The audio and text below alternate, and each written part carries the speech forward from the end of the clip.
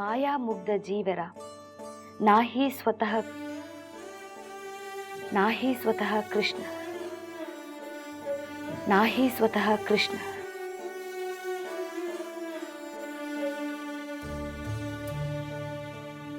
ಮಾಯಾ ಮುಗ್ಧ ಜೀವೇರ ನಾಹಿ ಸ್ವತಃ ಕೃಷ್ಣ ಜ್ಞಾನ. ಮನಸ್ಸ ಒಂದು ಕಡೆ ಕಣ್ಣ ಒಂದು ಕಡೆ ಹೊಂಟಾವ್ ನೋಡಿಸುದ ಅದ್ಯಾಗ ದೊಡ್ಡ ಯುದ್ಧನ ನಡೆದದು.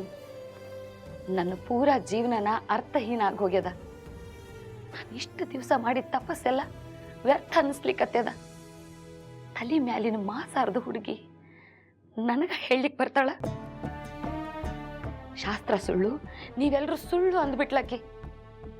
ಬೇಡಿ ತಿನ್ನೋಕಾಗೋದಿಲ್ಲ ಅಂತ ಹಠ ಹಿಡಿದ್ಲು. ಎಂಥ ತಿರಸ್ಕಾರದ ಮಾತು ಹೇಳ್ಬಿಟ್ಲಕ್ಕೆ. ನಾವೆಲ್ಲ ಈ ಥರದ ಕಠೋರ ಜೀವನನ ಸಾಗಿಸ್ಲಿಕ್ಕತ್ತಿದೀವಿ. ಕತ್ತಕ್ಕ ಅಕ್ಕಿ ಕಣ್ಣೊಳಗೆ ನಾವೆಲ್ಲ ಉಸಿರಾಡೋ ಹೆಣಗಳಾಗಿವಿ. ಏನಿದು ಅಲ್ಲ, ಯಾವ ಲೋಕದಿಂದ ಬಂದಾಳಕ್ಕಿ? ನೀನ್ ಎಲ್ಲಿಂದ ಬಂದಿಯೋ ಅಲ್ಲಿಂದನ ಬಂದಾಳವ ಆಕಿನು. ಅದ ದುಃಖ, ಅದ ಸಂಕಟ ನಿನಗ ನೆನಪಿಲ್ಲೇನ? ಆದ್ರ ನಾನೆಲ್ಲಾನು ಕೇಳ್ತಿದ್ನಿ.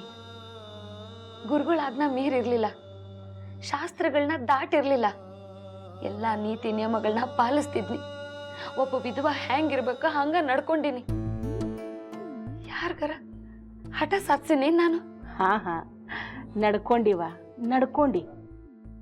ಆದ್ರ ನಿನ್ನ ಮನಸ್ಸ ನಿನಗ 1000 ಸಲ ಪ್ರಶ್ನೆ ಹಾಕಿದ ಇಲ್ಲೋ? ಸ್ವಲ್ಪ ನೆನಪು ಮಾಡ್ಕೊ. ಮೌನವಾಗಿ ಹಿಂಗ ಎಲ್ಲಾನು ಸಹಿಸ್ಕೊಂಡು ಹೋಗೋದ ವಿದ್ವಾನ್ ಜೀವನೇನು?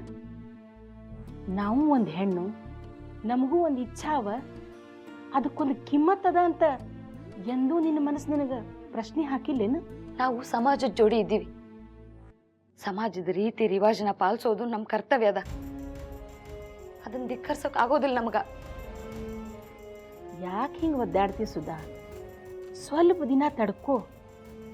ಸಾವಕಾಶ ತಾನ ಎಲ್ಲ ರೀತಿ ರಿವಾಜ್ ಕಲಿತದ ಹುಡುಗಿ.